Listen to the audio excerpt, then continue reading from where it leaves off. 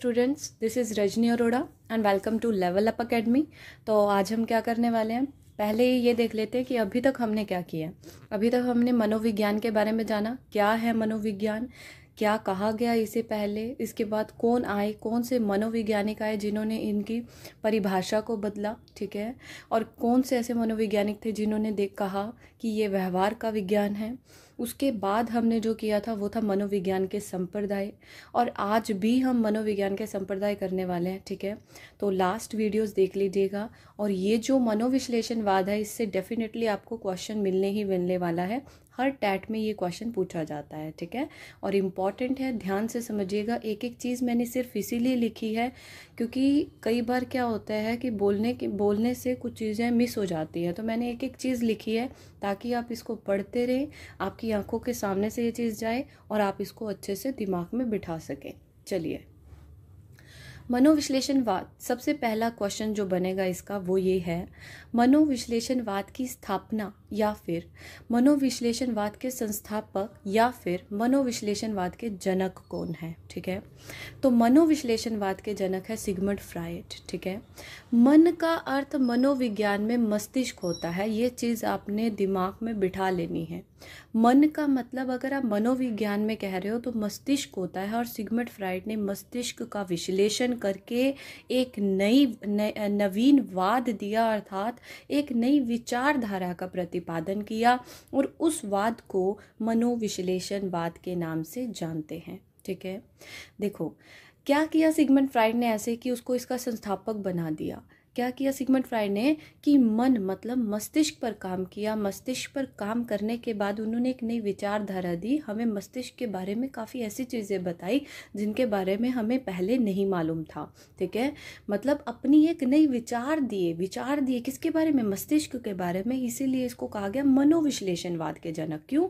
क्योंकि मन का विश्लेषण करने के बाद इन्होंने एक वाद दिया था जिसे मनोविश्लेषणवाद कहा गया, ठीक है। चलिए, इसमें सिगमंड फ्रायड ने मस्तिष्क को 3 भागों में बांटा।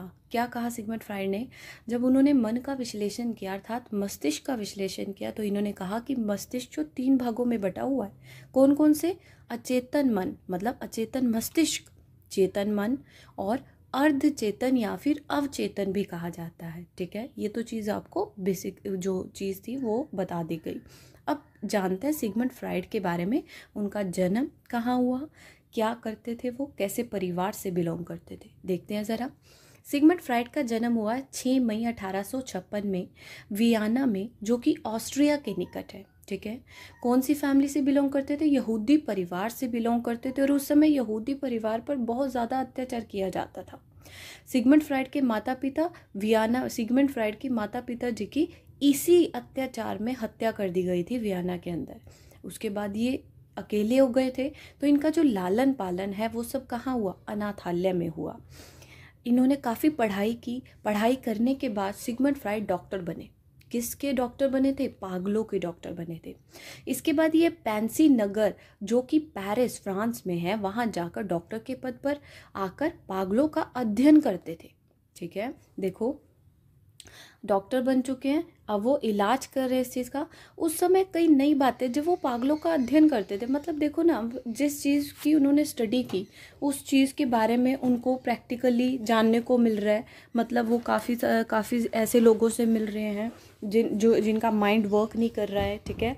मतलब उनके बीच में रहकर, पागलों के बीच में रहकर उन्होंने काफ़ी सारी नई बातें समझी उनके बारे में, ठीक है।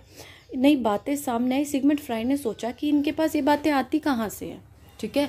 सोचने वाली बात है कि उन्होंने जब इसका अध्ययन किया तब देखा कि वो ऐसी बातें कर रहे थे जो कि बिल्कुल अलग है, कि अगर एक इंसान का माइंड वर्क ही नहीं कर रहा है तो वो ये बातें ला कहाँ से रहे हैं, उनके दिमाग में ये बातें आ कैसे रही है अगर उनका दिमाग ही काम नहीं कर रहा है। तो देखो एक बार क्या होता है, एक बार एक पागल ना सिगमंड फ्रायड सिगमंड फ्रायड उनसे पूछते हैं कि आप पागल क्यों हो, ठीक है। वो क्या कर रहे हैं, अध्ययन कर रहे हैं इस टाइम पे। तो एक पागल को सामने बिठाकर वो क्वेश्चन करते हैं कि तुम पागल क्यों हो। वो क्या कह रहा है, पागल क्या कह रहा है कि मैं पागल नहीं हूँ, मेरा सिर्फ दिमाग खराब है। देखो अब छोटी सी बात है, तो सिगमंड फ्रायड ने कहा कि पागलपन में तो मस्तिष्क काम करना ही बंद कर देता है, तो फिर इनमें ये विचार कैसे आते हैं, ठीक है। तब सिगमंड फ्राइड ने कहा कि हमारे पास एक प्रकार का मस्तिष्क नहीं होता। मतलब ये अध्ययन करने के बाद उन्होंने क्या बोला कि हमारे पास एक प्रकार का मस्तिष्क नहीं है। फिर इन्होंने मस्तिष्क यानी मन का अध्ययन किया और इसी को मनोविश्लेषणवाद कहा गया। ठीक है, देखो अभी बताया था ना मैंने आपको कि उन्होंने हमें 3 प्रकार के मस्तिष्क बताए थे, कौन कौन से, चेतन, अर्धचेतन और अचेतन। ठीक है लेकिन इन्होंने अचेतन मन पर सर्वाधिक महत्व दिया। ठीक है, सर्वाधिक महत्व किस पर दिया, ये क्वेश्चन पुट किया जा सकता है, अचेतन मन पर। इनके अनुसार क्या था कि यदि हमें किसी प्राणी को समझना है तो हमें इस अचेतन मन को समझना होगा। अचेतन मतलब unconscious mind. Conscious mind, unconscious mind तो आपको पता है कि देखो आपको एक OMR शीट दी, ठीक है, पेपर से पहले की OMR शीट देते हैं भरने के लिए, चलो जी फिल करो। आप कौन सा मस्तिष्क यूज़ कर रहे हो इसमें, कौन सा बताइए ज़रा, कॉन्शियस या फिर अनकॉन्शियस। इसमें आप बड़े कॉन्शियस होके बड़े अच्छे से ध्यान से, यार गलती ना हो जाए, आप बड़े कॉन्शियस होके फिल कर रहे हो। ठीक है, तो इसमें आप चेतन मन यूज़ कर रहे हो।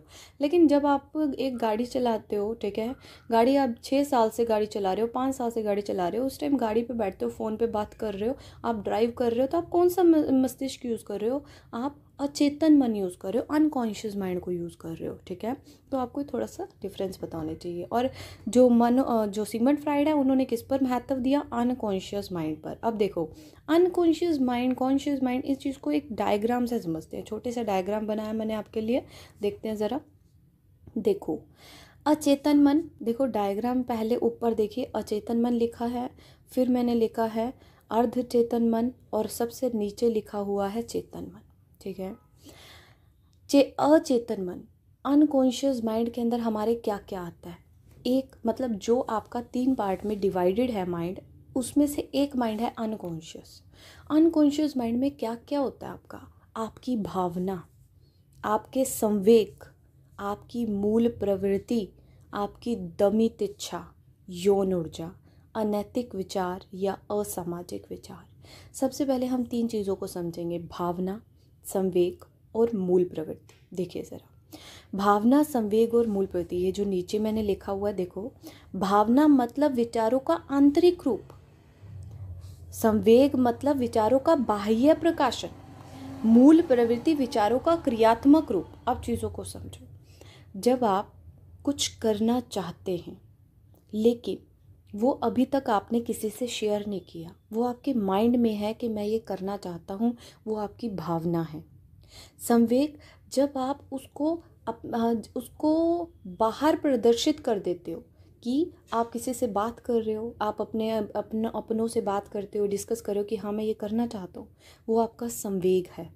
और जब आप उस काम को कर लेते हो, क्रिया दे देते हो, क्रियात्मक रूप, जब आप उस काम को, उस विचार को कर लेते हो, वो आपका विचार का क्रियात्मक रूप है और उसे ही मूल प्रवृत्ति कहते हैं।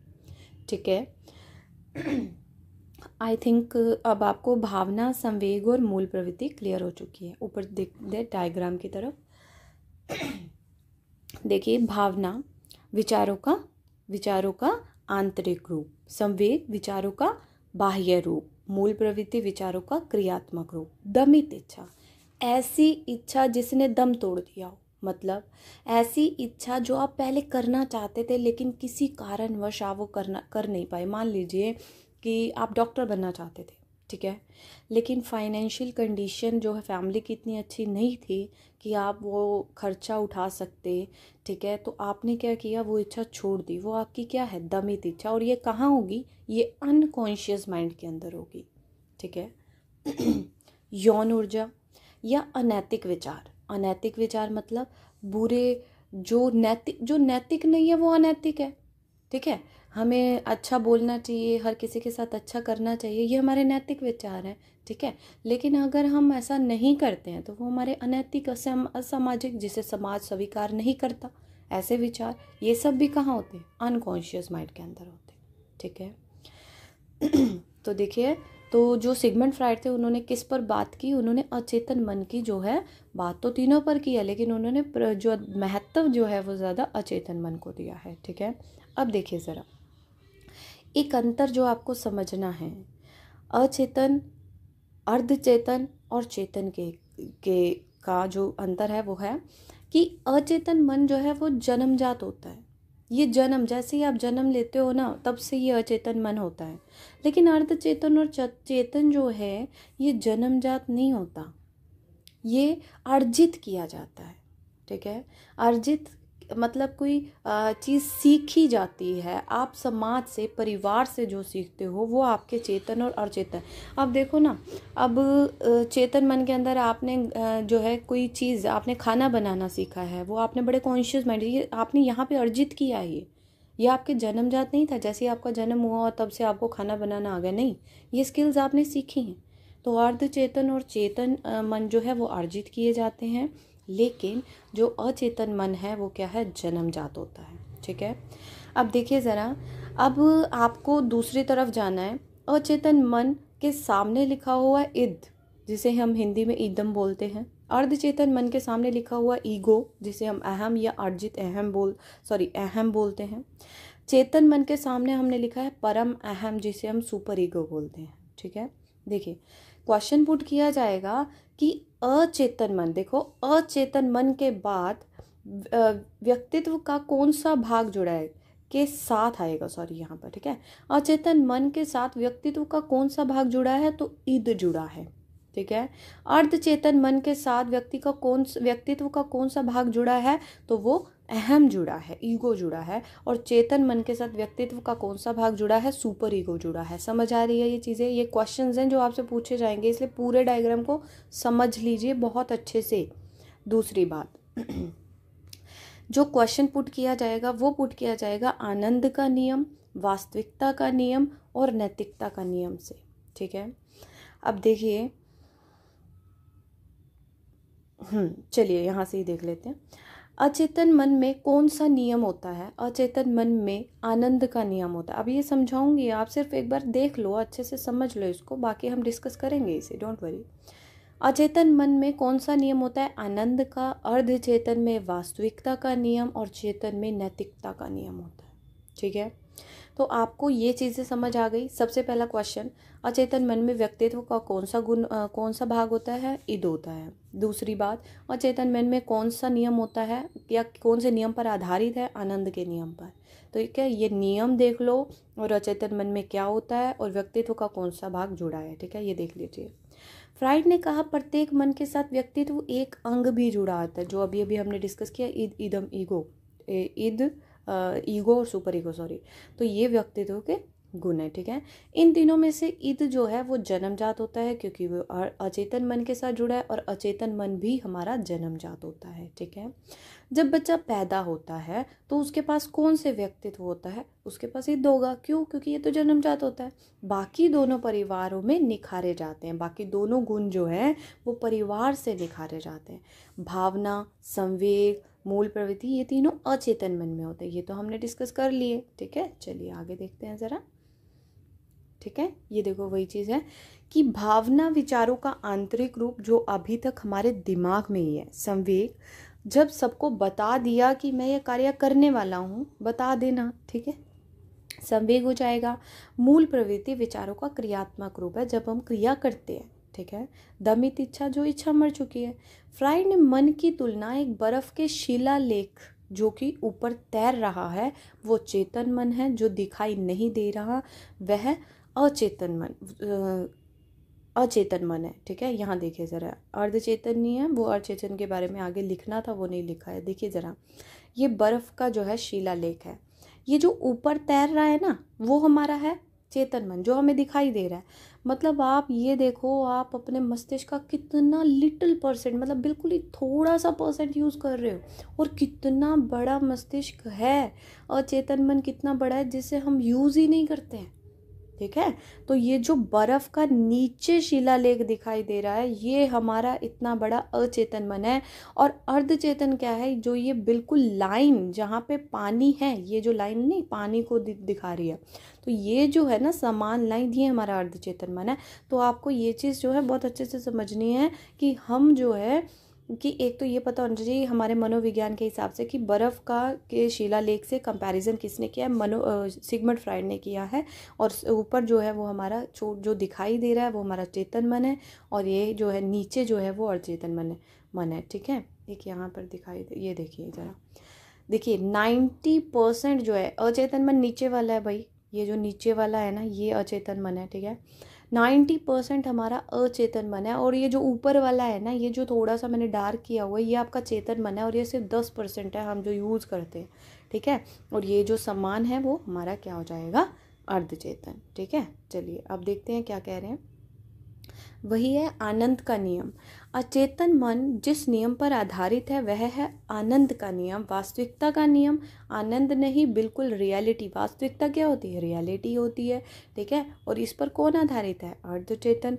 नैतिकता का नियम, सही और गलत में से सही करना, ठीक है। नैतिकता करना मतलब देखिए एग्जाम्पल इन्होंने दिया कि आप एक रूम में हैं, मान लीजिए। अब ये तीनों नियम समझा रही हूँ, ये तो मैंने बताया था, मैंने कहा था ना डिस्कस करेंगे, अब वही डिस्कशन चल रही है। देखो आप एक रूम में हैं, एक सुंदर पेन देख लिया आपने, ठीक है। आपका मन कहेगा कि इसे चुरा लेते हैं, ठीक है।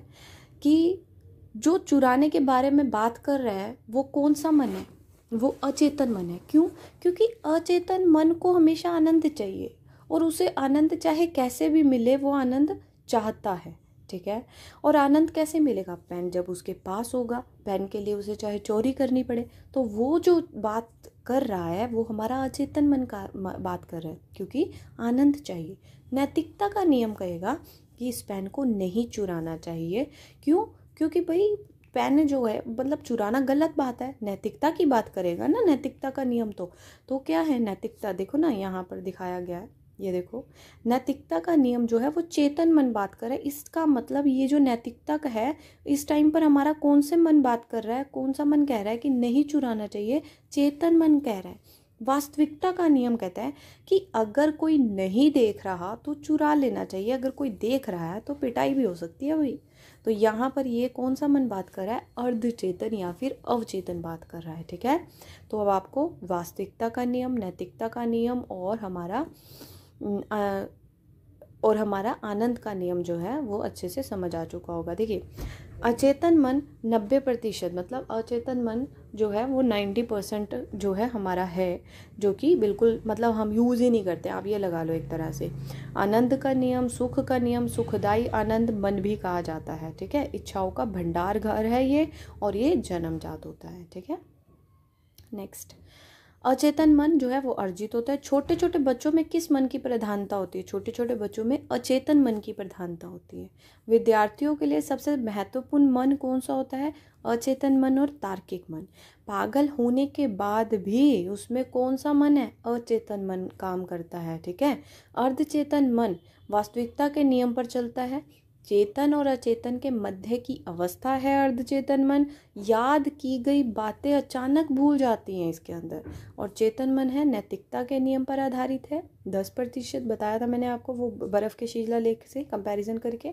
ये एक आदर्शवादी मन है और बच्चों में सामाजिकरण की भूमिका निभाता है, ठीक है। आज के लिए इतना ही, अपनी नेक्स्ट वीडियो में मिलेंगे। Thank you so much.